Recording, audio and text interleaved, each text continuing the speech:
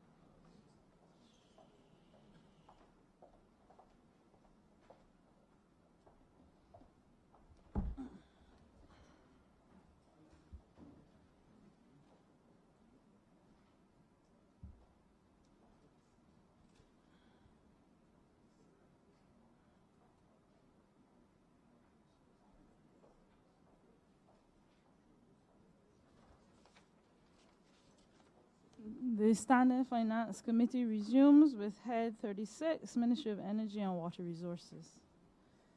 We continue with the Honourable Member for St. James South. Thank you, Madam Chair. I have two questions. I listened as it was shared by the chairman about the $1.6 billion in debt on 20 contracts. And any Barbadian hearing this, it would be excessively shocking, I believe, to them to know that that kind of money was contracted out. And I want to congratulate the chairperson on reducing it by close to $900 million, if 65% is the amount it was reduced by. That is a significant saving, because $900 million right now could do this country a lot of good in a number of areas. My main question on that was, any of that was spent on sewage, outfall, pipes, treatment plants, reservoirs, pumping equipment? I'm going to have to ask Mr. Halliday to answer that.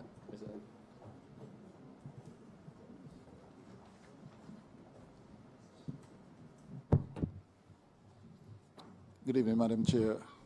In response to your question, no.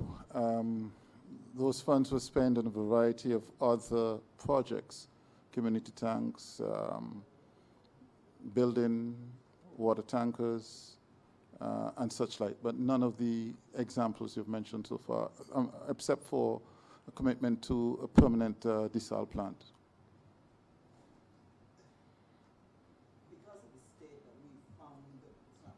Because of the state in which we found those things since we came into office, I am truly stunned that none of that money was directed towards any of those critical things. And for me, it's an embarrassment as a Barbadian that Barbadians sat around a table and did this. My other question is about the water levels. I think what the Mr. Mwanza, what he shared, I found quite concerning about the level that the water has dropped to.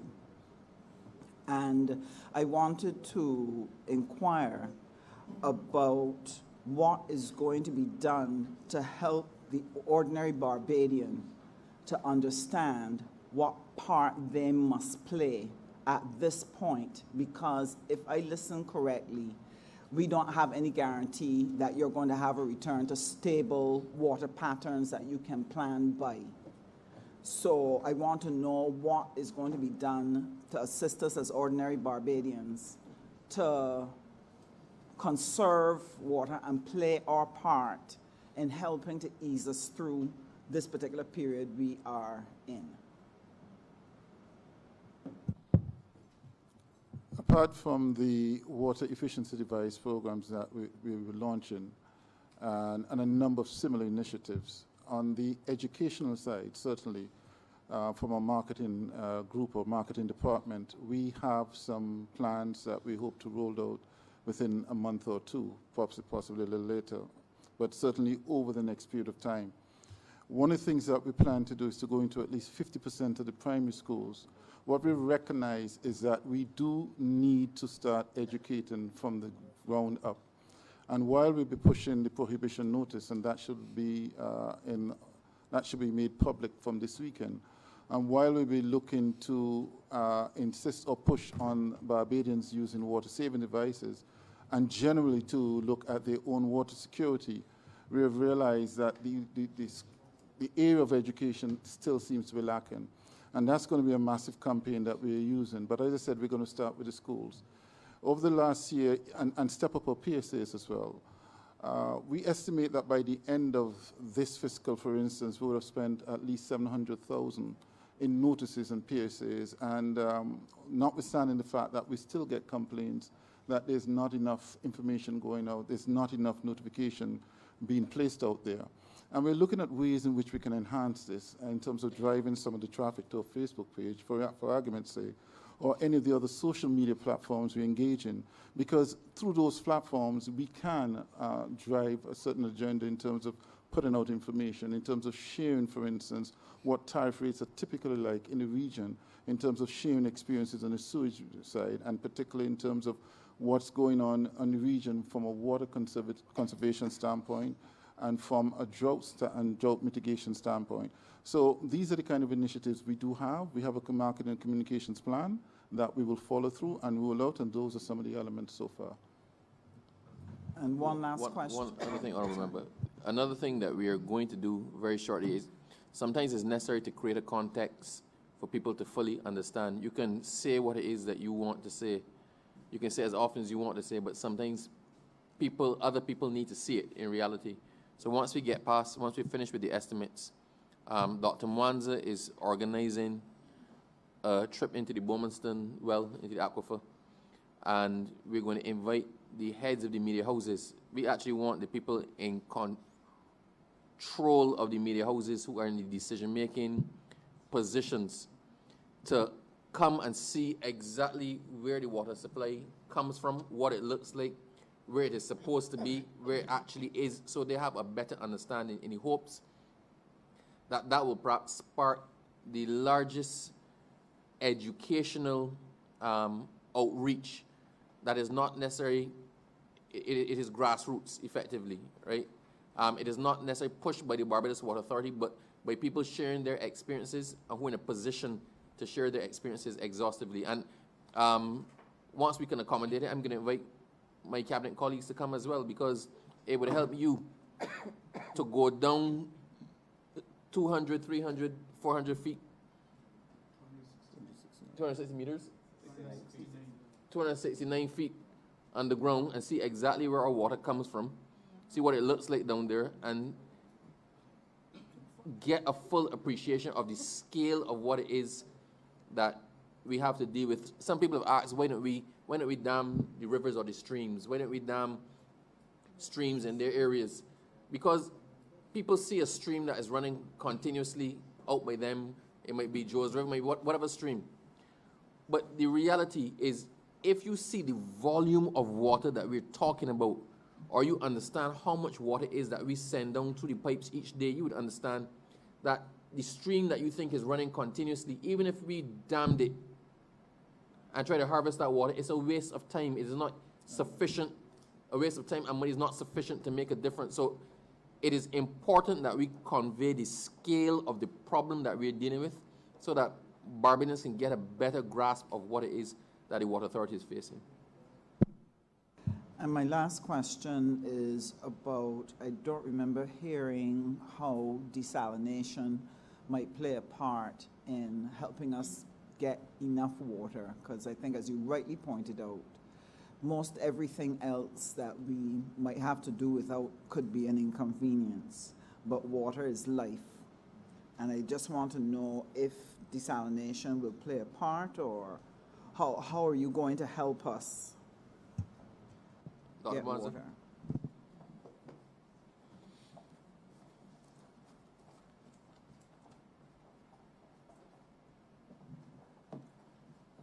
Please present your least technical explanation of desal. Yes, desalination is an option, and as you may be aware, we have utilized desalination to help us with the problems in the north in St. Lucie. We installed a small package desalination plant at Hope Plantation. So we are looking at alternative locations where we could put desalination plants. There are only two ways you can supplement the water supply in Barbados: desalination or using the treated wastewater from the sewage treatment plant. And as Dr. Sidi indicated, we are looking at both actions to be able to deal with the water supply situation. Just one thing, Honourable Member, just to create some context, the difficulty around desalination is that it's an exceedingly energy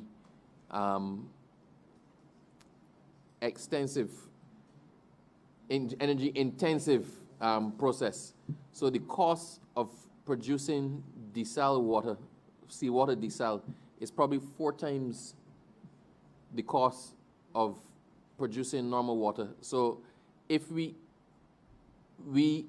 accept that desalination has to be a part of our solution going forward, and we're looking at considering it, but the problem is we're not prepared to consider it in line with the contracts that were entered into or committed to by the last government, because even with 4 times the cost of normal water, those contracts made no sense unless there was something else there other than the contract, right? So, but I think that speaks for itself. The contracts, the 2 contracts would have together increased the cost of Barbados Water Authority by over $100 million per year. So Barbados Water Authority is catching itself trying to pay its bills. We're off with the public purse. We are receiving the contribution from the GSC. We're looking to do the renewable energy for the mains replacement. The Barbados Water Authority could not possibly find $100 million a year to do anything. Furthermore, enter into contracts that make no commercial sense. So we're looking at desalination, but it has to be desalination where the Water Authority is not being raped, right? It has to be desalination where it makes sense to do it and is a proper economic cost for the service that we're receiving. Thank you. Honourable Member for St. John. Thank you, Madam Chair. My question is actually a follow-up from last year. Yesterday, the Honourable Minister of Sports would have mentioned that there's a push to resuscitate youth groups across the country. Now, in every single constituency, we have playing fields with lights. Last year, I would have asked the question, and this year I'm asking again. Are there any plans at all from the ministry to use solar-powered to facilitate the lighting at all of these playing fields across the country? Particularly in St. John, I know it is difficult because tokens are what, $10 for 1 token for 1 hour. And if we're looking to push sports, we're looking to resuscitate clubs, there's a need to have lighting at these locations during the course of the night.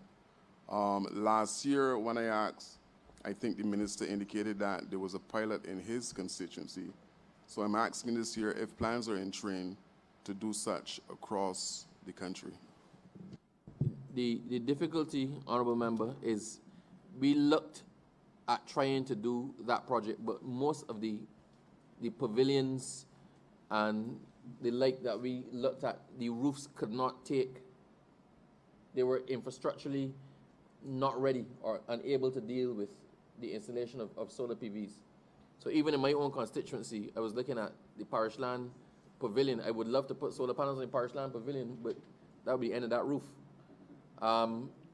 So we are looking at all options. And the thing is, if you want to put solar PVs in location at the site, it is not simply a matter of putting the PVs and it helps to turn the lights on, because the PVs only generate electricity while the sun is shining when you don't need the lights. So you're actually looking at solar PVs with battery backup, or putting the solar PVs there and selling the electricity to the grid, and then offsetting the cost of your own electricity with the money that comes back. So we are looking at all options, but the biggest sticking point in relation to that was the pavilions that we looked at, the ones that were put forward, were unsuitable for the PVs. If we're planning to do that, we need to upgrade the roof structure to be able to accommodate the extra weight.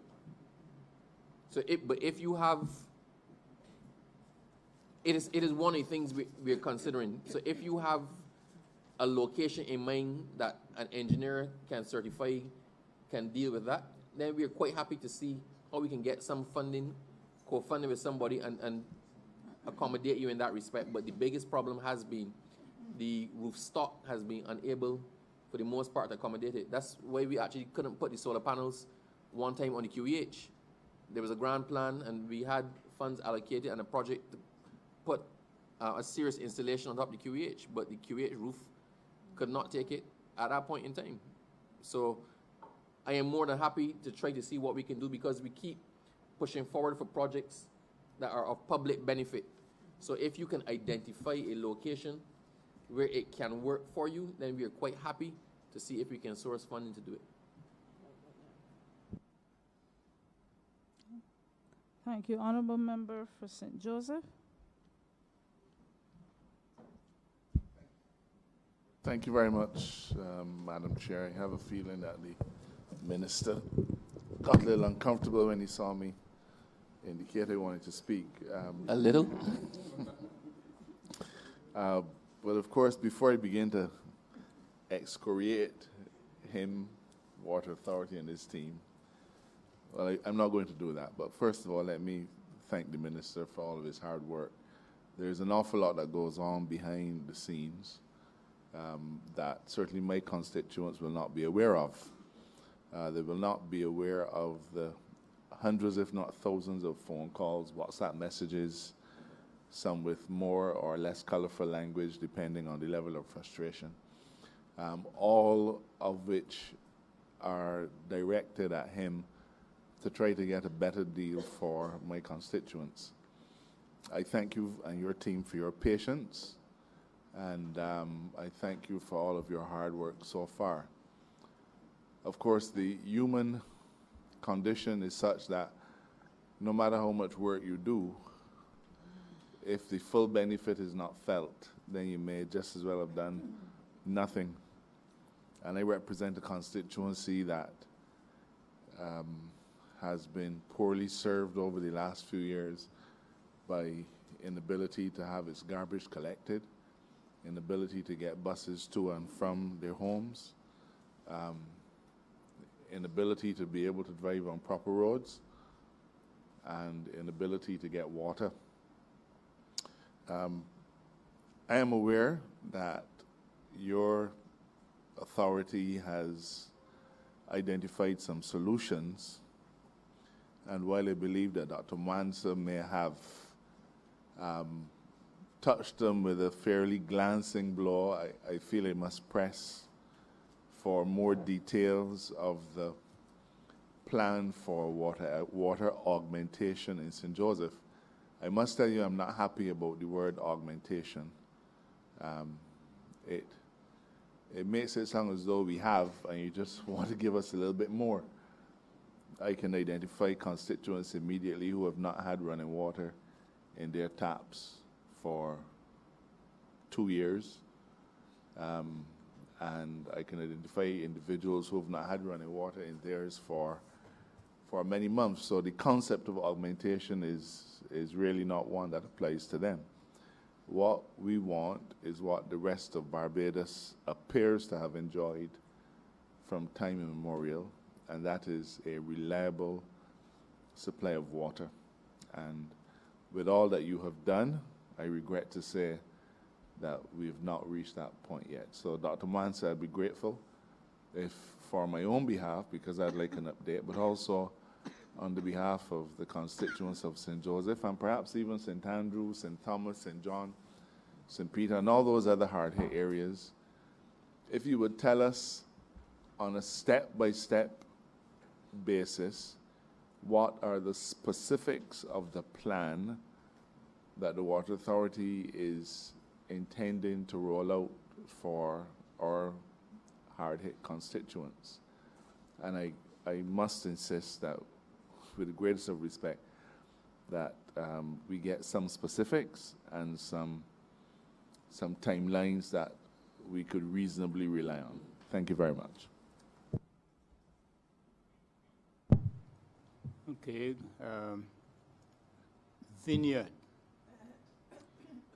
Vineyard project is intended to now I have to take into consideration the issue of using the word augmentation. To add additional water, because there is some water that's being supplied in the Castle Grande system, to the Castle Grande system. We have completed the designs for that system, which comprises of several elements. One element consists of building a new pumping station next to the Vineyard Reservoir in St. Philip, construction of a pipeline from Vineyard to the top of Stewart's Hill. The reservoir location is actually next to Mount Pleasant Plantation House. We have identified the piece of land that we require. We have spoken to the landowner. He has given us access to the land to a point where we actually scraped off the topsoil from the land so that we could do geotechnical tests to establish the capacity of that piece of land to withstand the weight of the 2 tanks that we're going to put there. So there will be a new pipeline that will go from Vineyard to Mount Pleasant to feed water into the 2 tanks, and we have opted to use 2 tanks, which is not the standard practice, because normally what we have done is construct 1 big tank. And when we need to maintain that creates difficulties. So what we have done is divide the capacity of the total capacity that is to be installed of 1 million into 2 tanks, so that if you have to do maintenance on one, you'll still be able to maintain supply with the other. We have also designed another pumping station which will take the water out of the 2 tanks at Mount Pleasant and pump it towards Bomerston, and from Bomerston, that water is going to go into Golden Ridge Reservoir. That will also require a pipeline that runs from Mount Pleasant through Messiah Street and into the Bomerston system.